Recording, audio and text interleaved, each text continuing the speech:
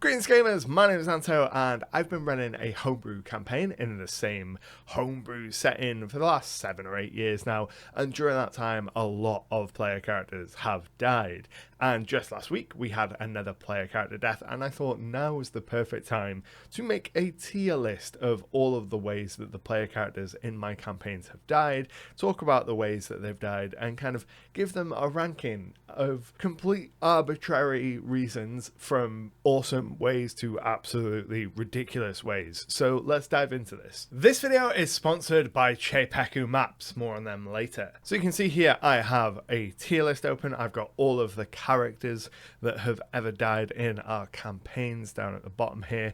There are 24 characters for 24 character deaths. There are some repeats in there because we have had some characters brought back and then killed again, and then brought back and then killed again in some cases. So we're going to get to all of that. On average in our campaigns there is a player character death every 3.5 months. I crunched the numbers after the last character death, and I don't know, that seems pretty high to me. I always hear people talk about how in 5th edition especially it's like impossible for player characters to die, and that is very much not my experience. You'll see on this list most of the characters on here are from 5th edition games. 13 of our 24 character deaths have been from 5th edition games. 12 of those were from a single campaign. Like I've talked about it in the past, I talked about it in this video, that if you're building encounters as per the rules and following them pretty strictly, if you're building deadly encounters,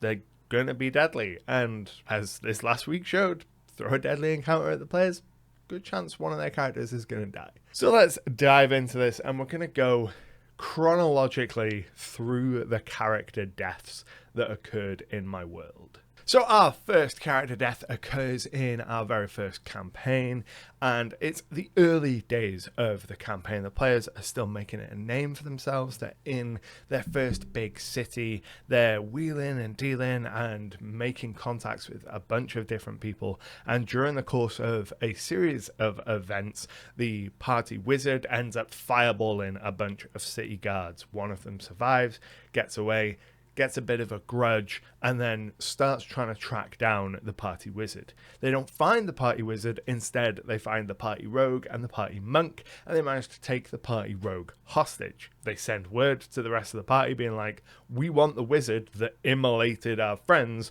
bring the wizard, you can have the rogue. The party try and mount a daring rescue attempt of the rogue, but the party fighter rolls truly awfully on their stealth, ends up alerting the enemy to their presence, and they execute the party rogue. So I'm going to put this in, we're going to start with the middle, put it strong C tier. It's not their fault they died, but it wasn't anything amazing. The next death was the barbarian, a gripply barbarian, so a little frog man. And the players were traveling via a ship, and they were set upon by a kraken, and the barbarian was killed by the kraken when it picked him up with one of its tentacles, lifted him into the air and just crushed his body. I'm also gonna put this one in like a solid C tier.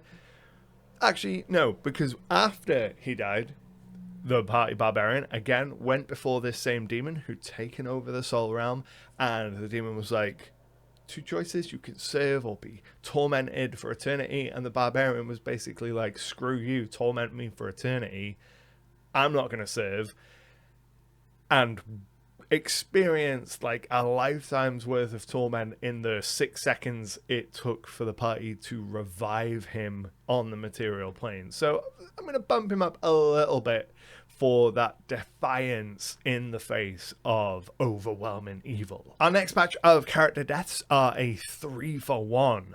So the players are traveling out in the wilderness. They go to fight a banshee, and during the course of the battle 2 of the characters die, the barbarian and the monk. So this actual death, I think, is probably E tier, because it was not a random encounter, but it was a side quest mission, nothing tied to the main plot. They just should have backed off, didn't, and both of them died as a result. Now, at this point in the story, they'd made some pretty serious connections. They'd had some ties to other planar beings, and one of these beings came down to the material plane, breathed life back into both of them, and brought them back. But in doing so, they revealed themselves to a secret villain, and this is when the players learned that the shopkeeper that they'd been dealing with for like 6-8 months of real time at this point, they bought all of their items off him. They'd been carrying around something like 30 plus cursed items at this point because they'd bought so much stuff off him and never bothered to identify it. He appeared because this outsider that had saved them was a creature that he'd been tracking, and he'd enlisted, without them knowing, the player characters to kind of track this creature down. He arrived and attempted to kill the outsider, and one of the other player characters drank this bottle of time sand that they'd scooped up in another adventure. They had no idea what it was going to do, but they said, I want to drink this bottle of time sand with the intention of rewinding time a few seconds so that I can jump in the way of the attack that's bound for this interceding outsider.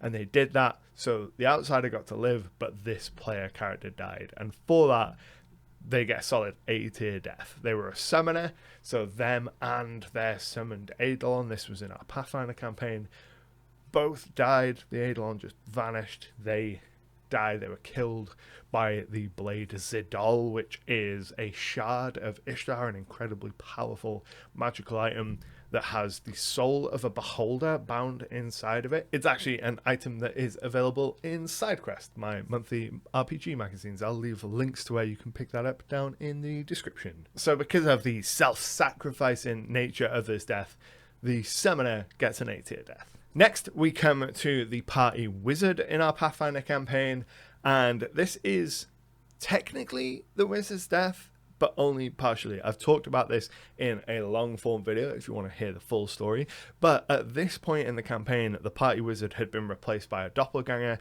and for months, actual months of real world time, the character had been walking around as a doppelganger and not as the party wizard. The party wizard had been taken prisoner by the BBEG, was being held in a dungeon somewhere, kept alive so the doppelganger could keep siphoning the thoughts from the character. And it was a doppelganger who'd been mind wiped, so they didn't even know they were a doppelganger walking around as the party wizard. Their death came when they and the monk decided, we could just teleport right to the big bad in their sleep and try and kill them.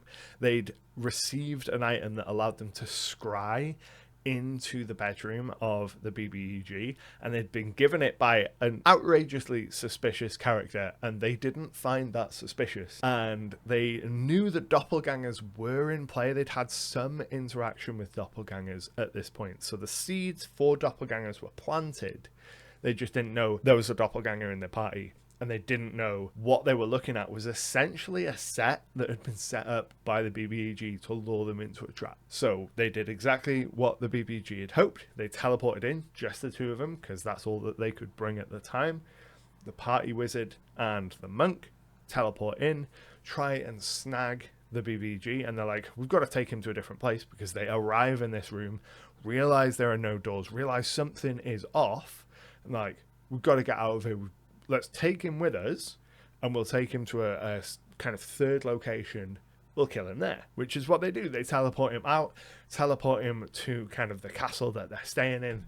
A fight starts. During the fight, the BBG crushes the party wizard, laying on the floor dying. The monk manages to deliver a killing blow to the BBG, looks down as, like the scene in the Doctor Who episode, The Rebel Flesh, as they kind of like dissolve back into their ganger form. They see the BBG dissolve into a doppelganger, and they start freaking out, so they run over to the party wizard to help the party wizard, and then the party wizard starts to dissolve into a doppelganger, and suddenly the monk is left alone with two doppelganger corpses. And to this day, it is the greatest thing I've ever pulled off as a GM. So the player who controlled the wizard was going to be away for 1 week, and offhandedly joked their character was called Ludicrous. They said, oh, you can just run my character and call them Ludicrous for a week. And as soon as they said that, the seed of an idea, because I'd been playing around with this idea of a network of doppelgangers existing, trying to cause disruption in the party anyway. As soon as they said that, I messaged the player and I was like, look, I've got an idea. Do you trust me? And they're like, yeah, cool, do whatever. I was like, perfect. That's the perfect response. So I started laying plans. The week that they were gone, their character was kind of separate from the party, snatched up by a doppelganger, replaced. And then for months afterwards, I'd drop little tiny hints here and there that they were a doppelganger, little suggestions that something was right. Like sometimes they'd be going along and I'd be like, oh, party wizard, you suddenly have this flash of memory and you have this piece of information. You don't know how you got it, but you've got this piece of information. Or they'd come across something that the party wizard should really know about and it'd be like, it's news to you, mate. And it was incredible. Still my favorite thing to happen in all of my time GMing, and for that reason, S tier. We are gathered today in memoriam of Boblin the Goblin, who died attempting to headbutt a cloud giant. Though he is gone, at least he died as he lived, fighting an epic monster on an incredible battle map like the ones from today's sponsor, Cheipeku. Cheipeku have been a long-time supporter of the channel, and for good reason. Anytime I need a map for my game, the very first place I head to is the Cheipeku website, where they've got this incredible map browser where you can look for maps based on types or keywords until you find something suitable for what you need, and then you can look at all of the different variations that they have for different times of day, different weather, different effects on the map, and then you head over to their Patreon and pick up thousands of incredible maps for as little as $5 a month. You might want this Dwarven City map, which is filled with rivers of lava, perfect for throwing the player characters into to give them that S tier death. At the higher tiers, you'll also get access to beautiful animated battle maps as well to bring a little bit of extra spice to your encounters, and you'll get access to the Foundry VTT maps ready to plug into Foundry, good to go with all of the lightings, walls and effects, so you don't have to do really anything other than choose a map that looks really cool, press a couple buttons, and boom, you are ready to bring demise to your players. I'll leave a link down to Cheipeku in the description below, and thanks to them again for supporting the channel. Then we come to the Barbarians' third and thankfully last death. So the characters are up north in a city having an epic climactic battle, and one of the wizards, kind of the lieutenants of the BBEG, turns into a giant kind of lava monster and starts terrorizing the city. And the party barbarian is like, I can take him. And in very kind of Monster Hunter Shadow of the Colossus style, as this creature strikes down, dodges out of the way, then runs up this thing's arm. He's, at this time, the barbarian is carrying a magical sword that on a crit deals insane damage, but also explodes like fireball. So charging up, the creature's already taken a whole bunch of damage. He's running up the arm. He leaps into the air, scores a crit, kills the monster. The ensuing explosion also kills him. That sword that he had, the Sword of Wrath, that kind of exploded on a critical hit and did massive damage, almost killed him so many times. So there was a lot of him kind of lying on the floor, Yamcha style. And I'm going to put that in A tier for that, but for the visuals of that. Next, we fast forward right to the end of the campaign. We had a big period then with actually no player character deaths, which was great. And then we had two really close together, and it was the same character. So this character, Alasia, who was a kind of psychic dhampir, so half vampire, her primary goal at this point was to ascend to godhood. She wanted to be the goddess of time, and she'd already started making strides towards this. She was a high-level caster, so she had access to a lot of spells that she would use to start making sure that she could never functionally die. Spells like Clone and Simulacrum and those kinds of spells that make copies of yourself. So she'd stored copies of herself kind of around the multiverse, sowing the seeds for her eventual ascension into godhood. And they were in kind of our final stretch of the campaign. They were assaulting the BBG's fortress. And as they're kind of climbing the fortress, they're fighting the false King Richard's wife. And she pulls off a necklace, which is a necklace of fireballs, throws the whole thing at Alasia, which explodes, reduces her to incredibly low HP. And Alasia's like, screw this woman, I'm going to drink her blood, because she was a Dampier. Rushes over, starts drinking her blood, isn't paying full attention as another caster walks out and casts Power Word Kill on her. She's got incredibly low HP at this point, so she dies. She wakes up in one of her reserve bodies, has to strike a deal with an extraplanar creature that they'd met before to get her back into the action. So there's a couple of rounds of combat that she's not there, and then she emerges from a portal in kind of a fresh body, ready to rejoin the fight. So for the setup required for that one, I'm going to put that one in A tier, because it took a lot of setup to get to that point. Had to be incredibly high level, had to know exactly what you want, a lot of drive, making a lot of connections. It was a lot of work on the player's part to kind of orchestrate to get to the point where you can trivialize death without the intervention of others.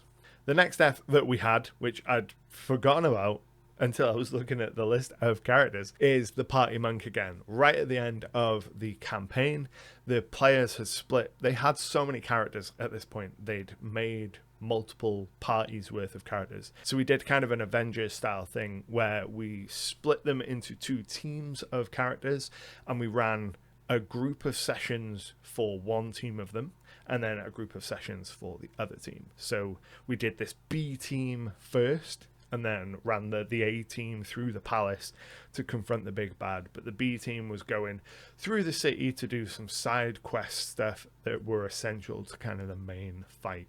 And the party monk was part of this B team. During the course of that battle, a great portal opened to this dark dimension, and a whole bunch of horrors are spilling through, and on the horizon they see this great eldritch dragon approaching. And the party monk, who'd been following the way of the Phoenix Reborn, a monastic path at this point, kind of defeating various monks, earning their titles to eventually become the master of the Phoenix, which gave her the ability to turn into a Phoenix, finally uses this ability, turns into the Phoenix, and there's this kind of great aerial battle above the city between this nightmare dragon and the Phoenix. And the Phoenix is victorious, the nightmare dragon is slain, but then as part of that ability is kind of a once in a lifetime use ability, and at the end of it they roll, and if they don't roll kind of incredibly well, the Phoenix erupts into flames, and then they have to roll to see whether they are reborn from the ashes of that Phoenix. After the battle, the Phoenix erupts into flames, the player does not roll high enough to be reborn, and that character is killed. That character ended up becoming canonized as a saint of the Everlight, kind of the goddess of light and the sun, that ties to the Phoenix, and I'm going to put that one in S tier as well, because it was an incredibly climactic battle that kind of the whole city could see above the skyline. And then the last death of our first campaign was Lazier again, who, as they were traveling through an extra dimensional gauntlet, was killed, and essentially used that body double trick again and a little bit of time manipulation to come back in time, watch herself die, and then sneak up, steal all her own things off her body, and then kind of sidle up to the party and be like, hey guys, what's going on? It was very funny in the moment. It was, again, took a lot of work and preparation to do, but given that it is kind of a repeat of the last death. I'm going to put it as a solid C tier. So our first death in campaign 2 in the city-states of Ashk, which eventually became the Cursed Sands, was Hyena, who was a witch. And she was killed when the party were facing off against a cult of Gith called the Whispered, and they had a young dragon there with them. And during the course of the battle, she took a whole bunch of damage. She was right next to one of the Gith, and she decided she was going to try and flee the combat, take the attack of opportunity specifically so her armor of Agathis would cause some damage to the attacking Gith. It did that. It caused enough damage to kill the attacking Gith, but the damage that she took from the blow also put her on death saves. No one could get to her in time, and she died. For that, I'm going to put it down as a D tier death, because she just bled out alone while everyone else was fighting, because she ran away from the combat to get like 5 damage worth of damage from armor of Agathis. It wasn't a noble death. Our next batch of death comes as a 5-for-1 package. This was a almost complete TPK. The players are traveling through the Sea of Sand, and they come across an unearthed tomb. And as they kind of explore and delve into this place, they find a room that is essentially filled with a bunch of markers and signs written in every single conceivable language that warn people to stay out of this place, that a great evil is being contained here, and that nothing but death will follow if they enter. Obviously, being players, they're like, cool, that sounds awesome, let's go in. They enter into it, and they find a chest. Players are always going to open chests thinking it's filled with loot, so they break the chains holding the chest closed, open it up, and inside find a set of demon armor.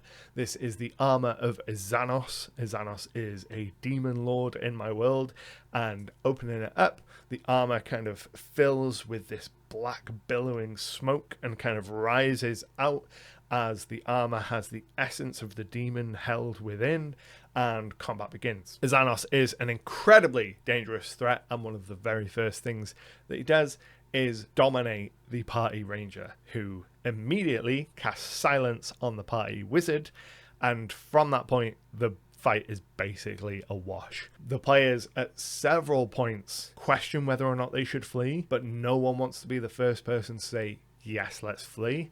And as a result, it only takes a couple of turns before the first person goes down. And once that first person goes down, it becomes a domino effect until there's only the ranger left. He snaps out of the domination, sees the 5 other members of the party lying dead on the ground, and decides, yeah, now's a good time to flee. And he nopes out of there. So he flees, he lives, even though he was the one that was dominated, silenced the wizard, and you could argue precipitated their deaths. He flees and lives. The other 5 players die. And we're going to put this as a solid D tier for ignoring warning signs and not fleeing when you should flee. The next death that we want to talk about, again, another 5-for-1, this time a complete TPK. There's a pattern here of players not wanting to retreat. This is something that I think, because of the perception of 5th edition being a system of, oh, it's hard for player characters to die in this system.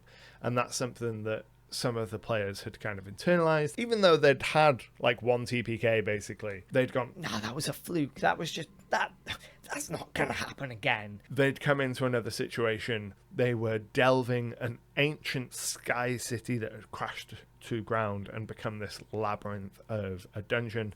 And while they were there, they found this kind of vampire hematurgist who was performing kind of science experiments with blood. During the course of the battle, one of the characters, the party sorcerer, goes down, is dragged into this side room by the hematurgist, and the other characters kind of retreat a little bit to plan what they're going to do to get his body back. Their plan was basically, let's just go in and do the exact same thing that we did where we got our asses kicked and one of the characters died. So they rush back in and get their asses kicked, and all of them die, and it was a bloodbath. And this time it was a full TPK. The entire party was slaughtered, and I think that was the time that really drove home to them, oh, 5th edition actually can kill characters we need to be a little bit more careful in the future. The final death of Campaign 2 came from the Echo Knight, who was a Warforged, and he had this stand that he could summon as the Echo Knight. And they were fighting a whole bunch of gribbly monsters, and one of them had this kind of like device, like a bomb, that they were trying to detonate. And he ran up and specifically targeted the bomb. He ran up to the character holding the bomb, said, "I'm going to make an attack, and I want to attack the bomb." Got a critical hit, cleaved the bomb in two, and the bomb kind of like exploded and vaporized him, basically. And that is how he died. And it's got to be an F tier for that. Going in and being like, I'm specifically going to target the exploding thing. And then being like, Pikachu face when it explodes and you are dead. Then we come to our last two character deaths. And both have happened in our most recent campaign, Campaign 3. Both of which have been the same player. And the first of which, Volkner, who was kind of a werewolf who had been cursed by the god Cat. And she was being hunted by the Ravens of Cat, a homebrew monster from SIDEQUEST magazine. Essentially, if you avoid your predestined time of death, Cat will summon his ravens and send them out to hunt you down, right the cosmic scales, and kill you, basically. And she was being hunted by these creatures. She'd had kind of visions of them a couple times, and the party had come to rest for the evening. She specifically said, I want to rest in a room on my own. I don't want to be with the rest of these weirdos. I'm going to go into a room on my own. Woke up in the middle of the night to see the Raven of Cat perched on the windowsill, ready to climb in and kill her. And from there, it was just a series of truly terrible decisions. Instead of waking up and calling for help and summoning the rest of the party to come and fight this thing, her first thought was this thing with wings is sat on the windowsill of this window, and we're like 3 stories up. I'm going to tackle it out of the window. I'm going to tackle this thing with wings out of the window. So she did that, tackled it out of the window, fell 3 stories, took a whole bunch of damage. The Raven of Cat kind of fluttered down. It was fine. She's prone on the ground. It just starts going to town on her. It took the party so long to get to her because we were having to roll. She didn't call for help. It was a case of, did the initial kind of sound of the scuffle of her jumping out of the window wake anyone? No. Nobody rolled high enough. And eventually, like 3 rounds in, she kind of is able to rouse them, and then they have to make it outside. So by that point, she'd taken so much damage that they just were unable to save her, and she was killed. And for that, that's also going to be an F tier death, because it felt like just such a cluster of poor decisions. The converse of that, where it's in a very similar situation, but a completely different end result, I suppose the same end result, that both still dead, is our most recent death, which happened last week. Looks to the Moon, our plant barbarian. So the party are wandering through the woods. The other barbarian in the party gets them lost. They end up in this kind of spider-infested region with this enormous magic stealing spider. And during the course of that combat, the party wizard, who has a magical book from a dungeon that they found, which is filled with kind of, it's almost like wild magic in the way that it works. It's all rolled tables. It's very OSR in the way that it works. Every day he gets a list of 12 spells, which are randomly generated in component pieces. So I use a lot of OSR tables that build spells from individual words to build a list of 12 spells, which he looks at, chooses 4 spells from that, and then he gets those 4 spells for the day. So during the course of the battle, he used the Abominable Chariot, which was one of the spells. He cast that, and it opens this portal, and out of that comes what is essentially dark metal Santa. So this pair of yetis come clambering out of the portal, and they are pulling this sleigh with like a heavy metal version of like a really Nordic looking Santa Claus on kind of chariot that is being pulled by it. This character comes in, starts aiding them in the battle. All is going fine until the player characters kill all of the enemies before Dark Santa can do really anything to him, before he can get any kills or draw any blood. And he turns to them and is basically like, "You summoned me here for blood.